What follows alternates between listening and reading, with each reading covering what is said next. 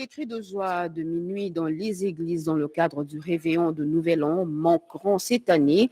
La police nationale congolaise mettra la main sur tout batteur qui tenterait de braver cette interdiction. Et à Kinshasa, la vente des chinchards du gouvernement se poursuit et ce, au juste prix. Le Premier ministre s'était rendu à Kingabwa dans la commune de Limete et dans sa suite, le ministre de l'économie nationale, celui du budget et celui de la communication et des médias. Poisson, mais aussi farine de manioc. Le juste prix s'impose à tous pour que les Quinois passent les fêtes dans l'inquiétude. Ces produits de bio-agri-business ont inondé les marchés pendant cette période de fin d'année. Voilà pour les titres. Mesdames et messieurs, bonsoir et très heureuse de vous retrouver à travers cette grande édition d'information sur la chaîne nationale. Christophe Mbosoko Diampwanga chez Léon Kengo Adondo, à la veille de la Saint-Sylvestre, le speaker de l'Assemblée nationale a rendu visite à son aîné, le président honoraire du Sénat. Le patriarche Léon Kengo Adondo s'est dit marqué par l'humilité du président de la Chambre basse du Parlement, Sylvie Moyembo.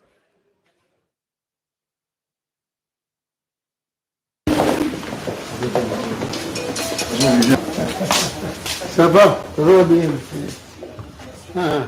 Président. Oui. Mais ça fait longtemps qu'on ne s'est plus vu. C'est vrai. Tu vas bien? Ça va bien.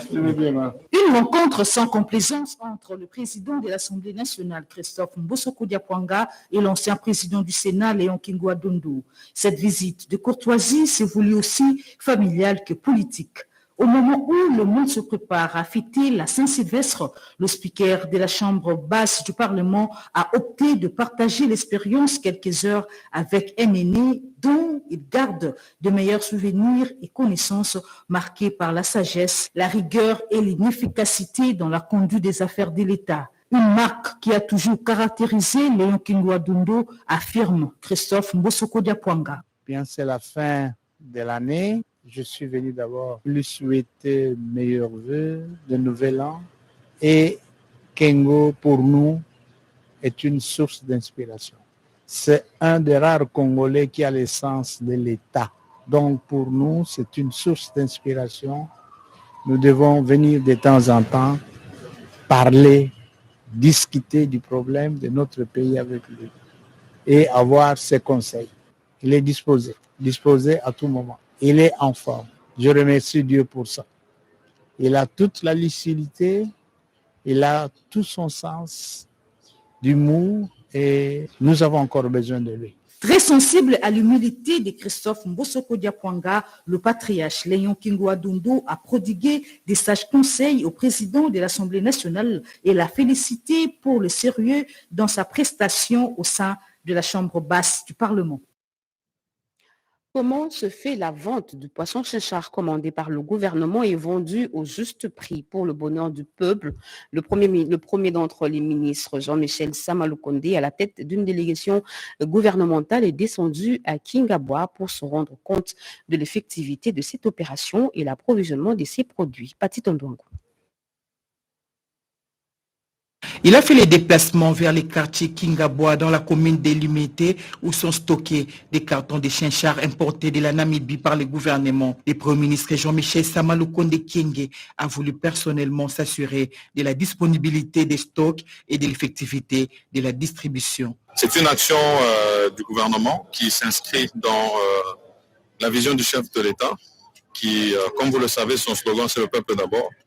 Et dans le programme du gouvernement, nous avons cette obligation d'améliorer le panier de la ménagère. Et donc, c'est dans ce cadre que nous sommes ici. Nous sommes satisfaits de voir que effectivement les stocks sont arrivés. Bien sûr, des efforts restent à faire dans la distribution.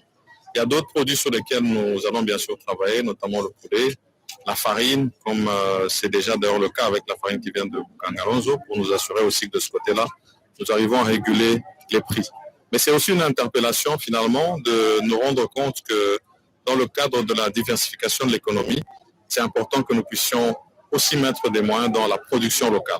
Jean-Michel Samalukonde Kyenge a par la suite visité les chambres froides dans lesquelles sont entreposés des cartons de poissons. De manière symbolique, le chef du gouvernement a acheté des cartons de chinchards. Quant aux autres produits surgelés tels que le poulet, le ministre de l'économie Jean-Marie Kalumba Yumba précise.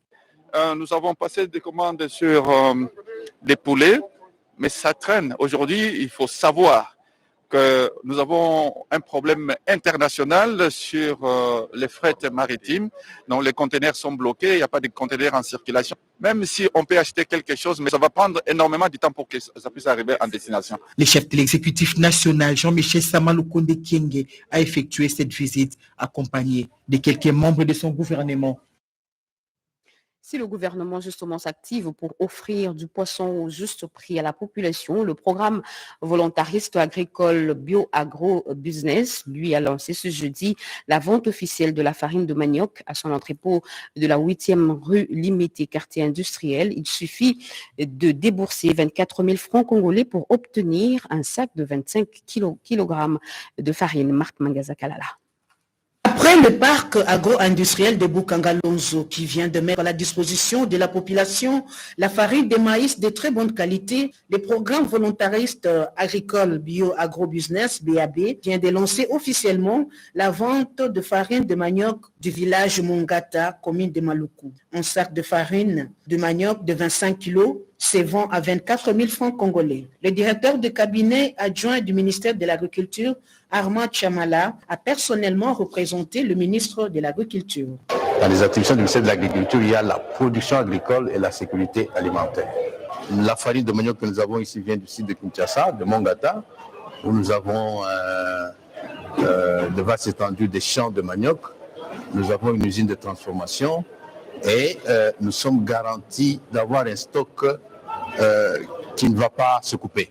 Parce qu'on récolte au fur et à mesure et on transforme au fur et à mesure. Donc nous avons le site de Mongata, nous avons le site de Ruzizi dans le sud Kivu, nous avons le site de Nkwadi, au Kassai oriental, le site de Sakadi dans le Haut-Lomami et le site de Lubondaï dans le Kassai central. Comment BAB va-t-elle procéder pour qu'il n'y ait pas rupture des stocks? Le prix est abordable à tous. Le prix est à 24 000 francs congolais. Et actuellement, nous avons un seul point de vente qui est ici au niveau de la 8e rue industrielle. Mais le client aussi peut trouver nos produits chez nos différents distributeurs, se trouvant Ropengaba, UPN, Marché Gambela, Liberté, et Kinsupe également. Hormis la farine de manioc, BAB met également à la disposition de la population congolaise le riz et le maïs produits dans le Congo central, au Kassai et à Lomami. Mois de décembre, mois de partage, occasion de penser aux plus démunis. Les sinistrés de Goma ne sont pas oubliés pendant cette période de fête. Des vivres et non-vivres leur ont été distribués sur place à Goma, une œuvre d'une église locale, Artense Goma.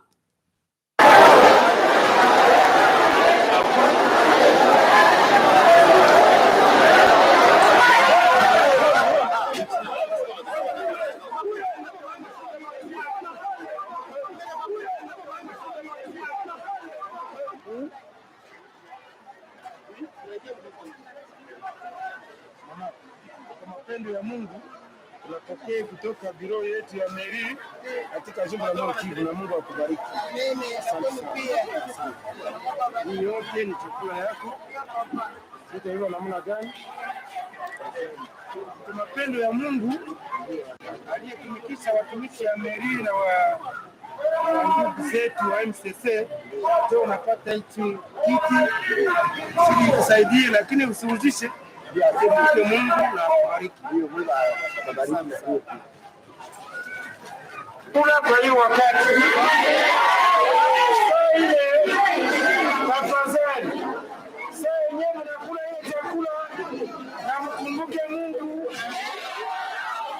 kama ni yeye anawapatia.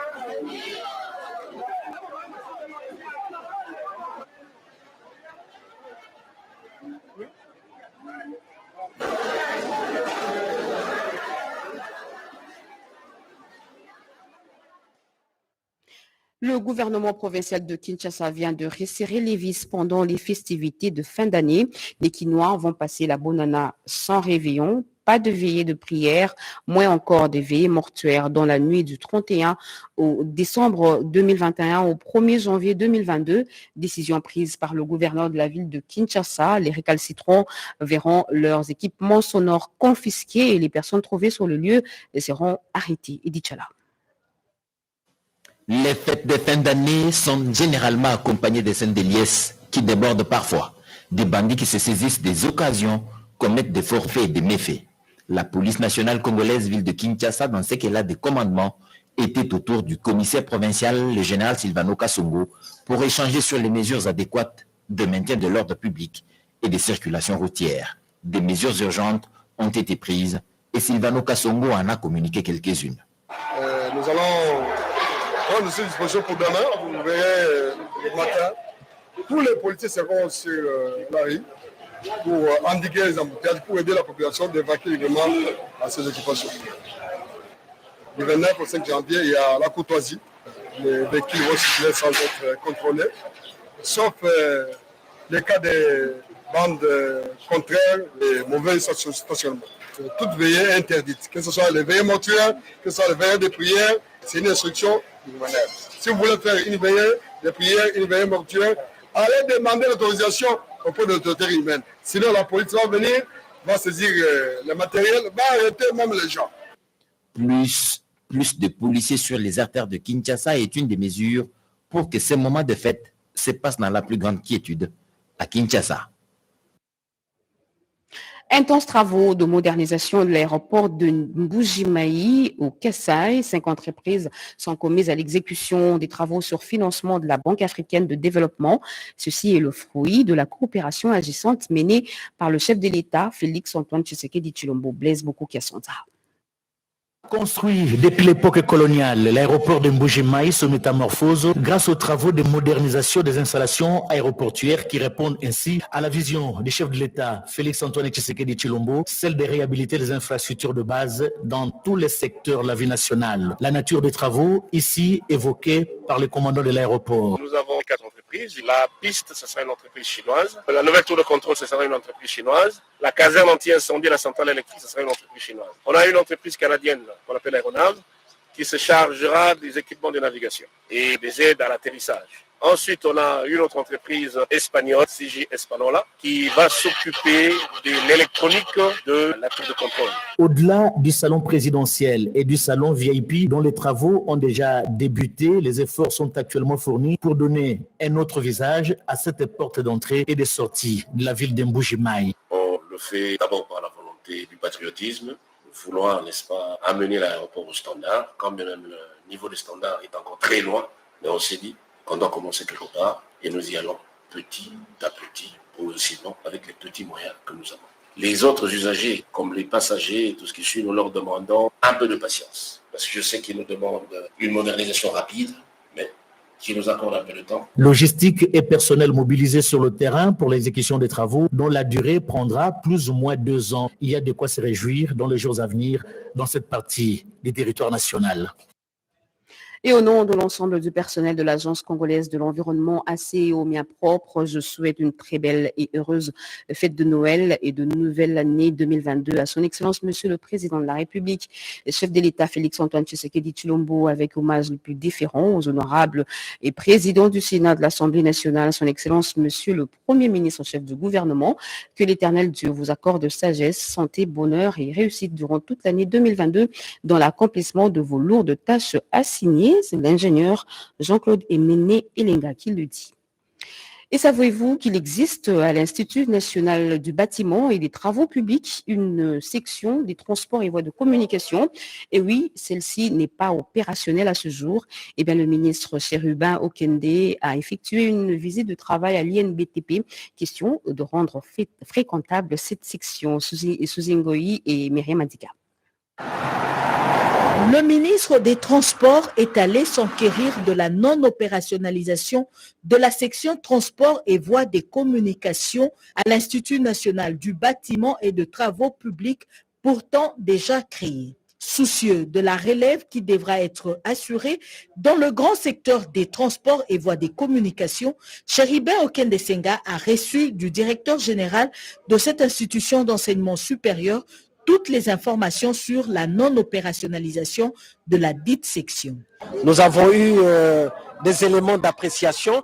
Il nous appartiendra à nous, ministère des Transports, Voies de Communication et de Désenclavement, en synergie, en interaction avec notre collègue de l'enseignement supérieur et universitaire, pour porter très haut cette voie de l'INBTP. Le ministre a ensuite visité quelques locaux de l'INBTP, dont le Centre de recherche en aménagement du territoire et urbanisme, les laboratoires hydrauliques, techniques et mécaniques de sol. Le ministre des Transports, Voies des Communications et Désenclavement a profité de cette occasion pour annoncer à la communauté estudiantine de cet établissement le lancement pour bientôt du projet Transacademia tel que promis par le président de la République. Cherubin Okendesenga a appelé à cet effet les étudiants à la responsabilité et à la protection des bus qui seront mis à leur disposition. Et les travaux de réhabilitation de la route qui mène vers Secomaf évoluent bien. Constat fait par le directeur provincial de l'OVD qui était sur le terrain pour faire le suivi. Christine Nenzo nous en parle. Kinshasa, zéro trou. Cette opération lancée il y a peu dans la capitale est déjà en marche. Sur la route de Secomaf, l'Office de voirie et drainage est en plein travaux de réhabilitation de cette route. Les engins de la direction provinciale de l'OVD Kinshasa se trouvent présentement au niveau du quartier 1, à l'entrée de la place Sainte-Thérèse, où ils ont commencé la pose de l'enrobé et la construction des bordures de part et d'autre de ces mêmes tronçons. Pour palper l'avancement des 10 travaux, le directeur provincial de l'OVD, Alain Chimbalanga, était sur terrain. Il a aussi, par la même occasion, organisé la cérémonie de l'inauguration de la nouvelle brigade de l'OVD Kinshasa, construite au niveau du quartier 5, dans la commune d'Ndjili, laquelle brigade a la charge de coordonner et d'assurer le suivi des travaux que l'OVD exécute dans le district de la Tchango. C'était à la satisfaction de la population et du bourgmestre de la commune d'Ndjili.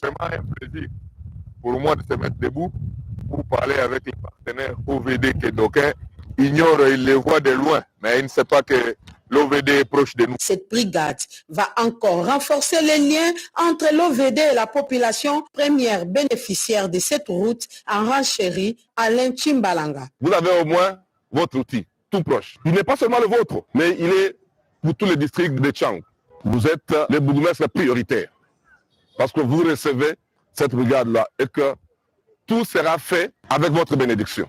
Juste après, toute la délégation a pu visiter les installations de cette nouvelle brigade sous la conduite du directeur Alain Chimbalanga de la direction provinciale de l'OVD Kinshasa. Et après une tournée réussie à Mbujimaï, Miabi, Kabea, Kamwanga, Kabinda, Lusambo, le président de la République fête la Saint-Sylvestre avec les habitants de Kananga où la fête est totale. Ce jeudi, dans les rues de la ville de Kananga, couvertes des pancartes et affiches, la population du Kassai central s'apprête à réserver un accueil digne au chef de l'État. Plusieurs délégations sont déjà sur place et restant au Kassai, les personnes des 3e âge ont palpé leurs prestations sociales pour le 4e trimestre 2021. Elle remercie justement le président de la République, Félix-Antoine Tshisekedi Tshilombo, pour cette marque de reconnaissance en leur endroit, mais aussi au directeur général intérimaire de la Caisse nationale de sécurité sociale, Robert Ndaye. 20 de vol à partir de Kinshasa, la province du Kassai central, avec la fraîcheur du mythique lac Monkamba et son chef-lieu Kananga, s'apprête à réserver un accueil chaleureux au président de la République, Félix-Antoine Tshisekedi Tshilombo. Sur toutes les lèvres à Kananga, les principales attentes de la population kanangaise se résument en quelques mots. Reprise des travaux du barrage de la centrale hydroélectrique de Katende et l'asphaltage de la route Kananga-Kalambambouji, longue de 260 km. Aujourd'hui, la solution s'appelle la route Kananga-Kalambambouji. Voilà pourquoi nous nous demandons au chef de l'État de nous asphalter la route. Entre-temps, à la Caisse nationale de sécurité sociale, socle de la vision sociale du pater familias, Félix-Antoine Tshisekedi Tshilombo, l'appel pour le 4e et dernier trimestre de prestations sociales a bel et bien démarré ce jeudi 30 décembre 2021 à la satisfaction des bénéficiaires. Habituellement, on ne nous a jamais payé à la fin du trimestre tout à fait. On payait normalement hors trimestre. Donc c'est une joie, nous sommes là, on est en train de payer les gens. Une performance que le directeur provincial de la CNCS Kassai Centrale, Dieudonné Kishi, met sur le dos du nouveau directeur général ad intérim de la CNCS, Jean-Marie Foot. Ce vent nouveau et les résultats de management payant du nouveau comité de gestion à la tête de la CNCS. Là, nous sommes en train de payer à terme échu. Donc, nous payons dans le délai, avant la fin de l'année, comme l'a souhaité notre directeur général. Et il a mis des moyens. Et aujourd'hui, nous sommes en mesure de payer. Nous avons commencé le paiement dans l'ensemble de la province. 2 actions sociales sont prévues dans la ville de Kananga et dans les territoires. Et au commissariat général de l'énergie atomique, l'heure est à l'Assemblée générale. Parmi le point évoqué figure le paiement de la prime du 13e mois aux agents et cadres de cette structure étatique. En plus de cette prime, le comité de gestion a remis les vivres et non-vivres. Marie Kalang était témoin de l'événement. Il nous en parle.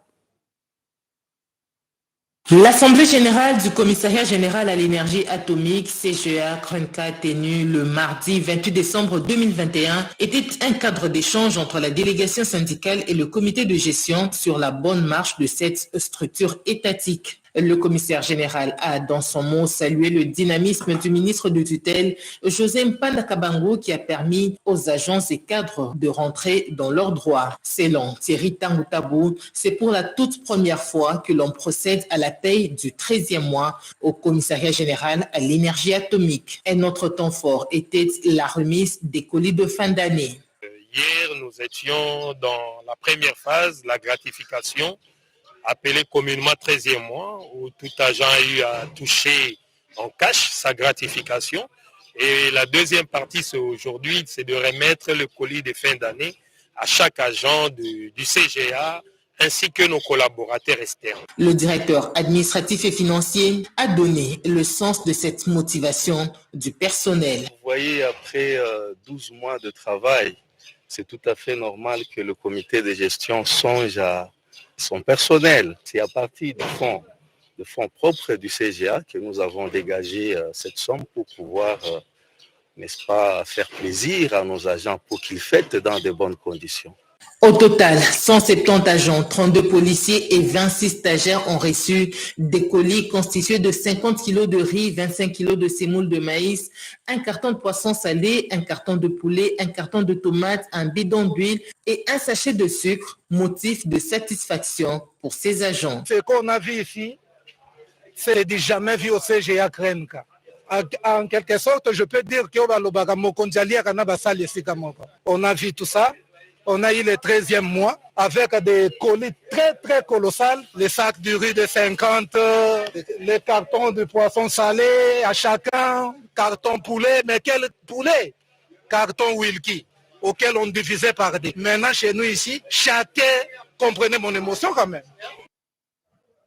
En politique, on nouvelle à l'aube du Nouvel An, l'Alliance pour l'avenir, on sigle AA, regroupement politique du ministre d'État, ministre de l'Urbanisme et Habitat, Pius Mwabilou, présente ce vœu de bonheur, de paix, de prospérité et d'espoir en son Excellence, Monsieur le Président de la République, Félix Antoine Tshisekedi Tshilombo, au Premier ministre, chef du gouvernement et à toute son équipe, aux élus provinciaux et nationaux. L'Alliance pour l'avenir pense que cette fin d'année est une opportunité pour que chaque compatriote se remettre en cause afin de redoubler d'ardeur pour le développement du pays. AA en appelle à la mobilisation générale en vue d'appuyer les initiatives du chef de l'État et en face de cette question d'intérêt général comme la paix dans la partie est du pays. L'Alliance pour l'avenir croit fermement que l'année 2022 sera aussi celle de l'unité nationale et du développement de nos 145 territoires, comme le souhaite le président de la République. C'est signé l'honorable Christine Fiza Motima, président national.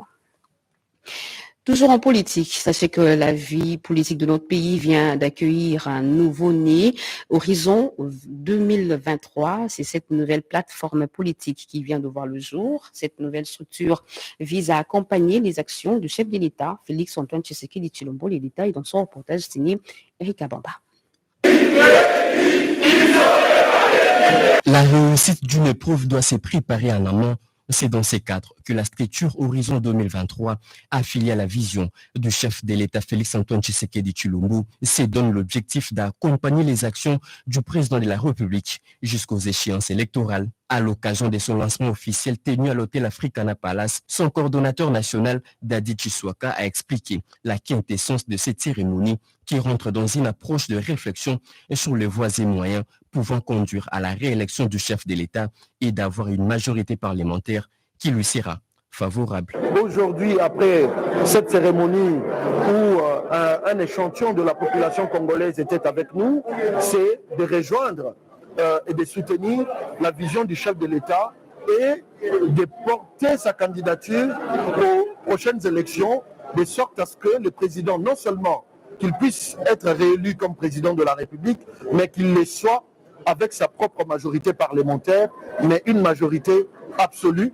de sorte à ce que plusieurs interrogations de la population congolaise retrouvent des réponses. Horizon 2023 est une méga structure qui s'est définie comme libre de tous les carcans politiques ou des structures traditionnelles de la vie politique congolaise. Ces mouvements se veulent une intersection des énergies pour promouvoir et défendre les valeurs cardinales de la nation. Arobase Mukuna, ce communicateur de l'UDPS a voulu partager les fêtes de fin d'année avec la cellule des bases de l'UDPS Limba Salongo. Il a offert quelques vivres au président de la cellule pour que les membres s'en servent en toute fraternité. Edith Chala.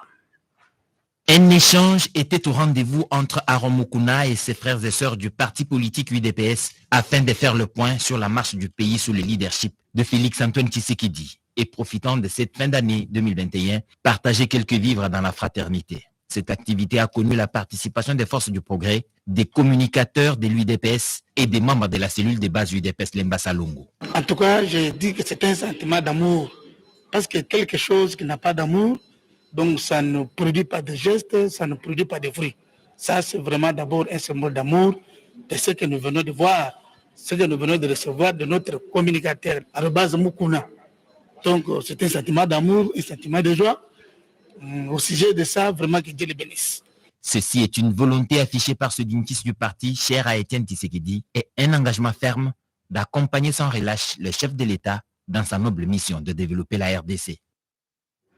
Et ce message de vœux à l'occasion des festivités de fin d'année, j'ai l'insigne honneur de présenter très respectueusement au nom de la direction générale et du personnel du cadastre minier en sigle CAMI, les vœux des paix, de bonheur, de prospérité et de concorde nationale pour l'année 2022 à son Excellence Monsieur le Président de la République, chef de l'État, aux honorables présidents de l'Assemblée nationale et du Sénat, à son Excellence Monsieur le Premier ministre, chef du gouvernement et au peuple congolais tout entier, que l'événement de la nouvelle année puisse favoriser la pacification totale du territoire, la consolidation de la paix ainsi que la stabilité, gage du développement socio-économique auquel aspire le peuple congolais. Le cadastre minier saisit cette opportunité pour réitérer son appui à la politique du chef de l'État qui prône la bonne gouvernance des ressources minérales fermes d'une croissance économique durable en vue de faire de la République démocratique du Congo un pays émergent pour le bien-être de son peuple. Que Dieu bénisse la République démocratique du Congo, fête à Kinshasa le 24 décembre 2021, Jean-Félix Mopande et Kapwa. Et en image, l'Institut supérieur pédagogique technique d'Idiofa est omis de la liste des universités viables par défaut. Les jeunes de cette province condamnent cet acte. Rodé Panda. L'Institut supérieur pédagogique technique ISP Tensiangong, dans le territoire d'Idiofa, province du Kouiloum, est un bien communautaire d'enseignement supérieur pédagogique. Il existe par arrêté numéro 110 de l'enseignement supérieur universitaire depuis 2018 dans le cadre du partenariat public-privé.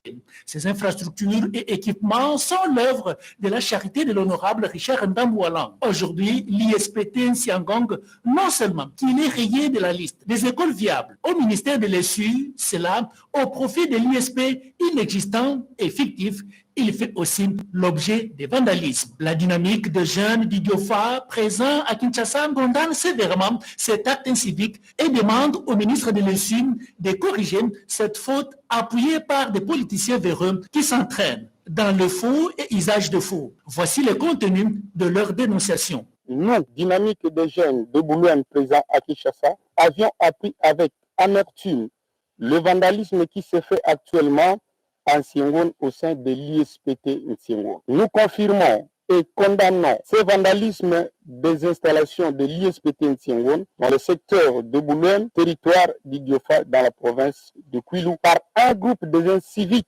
mis en place par M. Mafuta Adolin sous la protection d'un élu national d'Idiofa. Nous signalons l'omission de l'ISPT Nsiengon par la circulaire du 23 décembre 2021 et pour autant contrôlée par la commission chargée de scolarité et viabilité dont il est détenteur de la fiche relative à la viabilité lui remise par la dite commission. Dénonçons l'inexistence de l'ISP Nsiengon sur terrain dans le territoire d'Idiofa.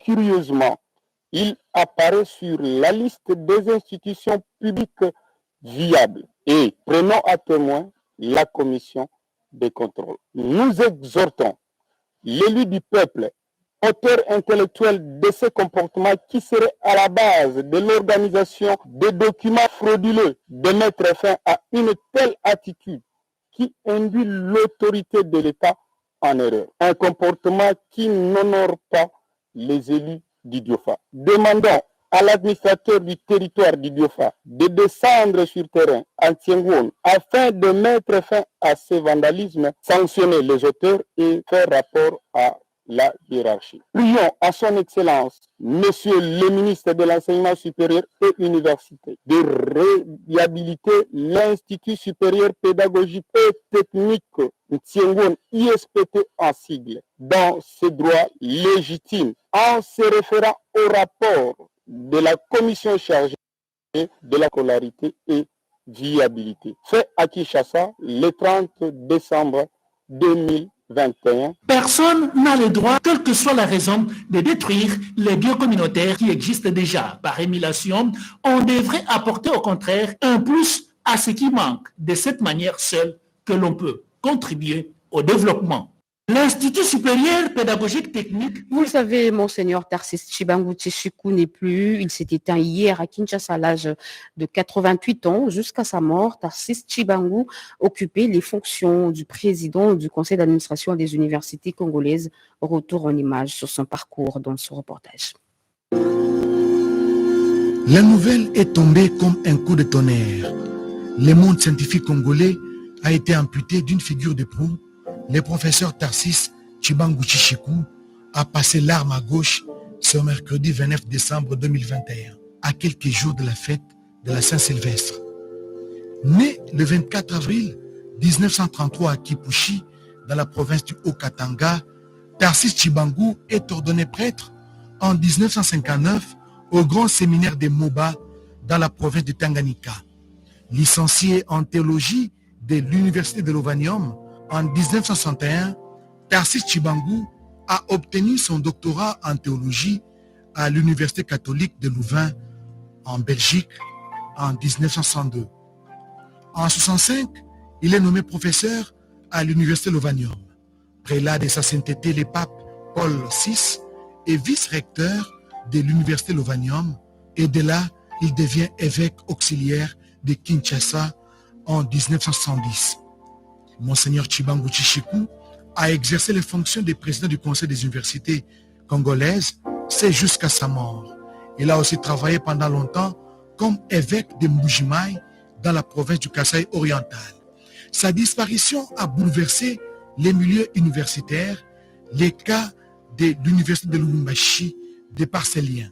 Le recteur de cet alma mater a joint sa voix à tous les autres responsables des universités pour compatir au malheur qui a frappé la famille biologique et scientifique de fait Monseigneur Chibangu Tshishiku. Pour le professeur ordinaire Gilbert Fitula Tshishiba, recteur de l'INULU et membre du conseil d'administration de l'AIF, La disparition de Monseigneur Tarsis Tshibangou constitue une perte énorme au regard de son parcours exceptionnel et de sa trajectoire de vie ainsi que celle de l'université de Lubumbashi. C'est tout le sens des condoléances les plus attristées qui affluent de partout, adressées au président de la République, au ministère de l'Enseignement supérieur et universitaire, à toutes les conférences des chefs d'établissement, au corps académique et scientifique de la RDC, à tous les étudiants de la République, ainsi qu'à son éminence Fridolin Cardinal Ambongo, à la conférence épiscopale de la RDC, sans omettre tous les clergés de la RDC et les nonces apostoliques de la République démocratique du Congo. Que son âme repose en paix. Comment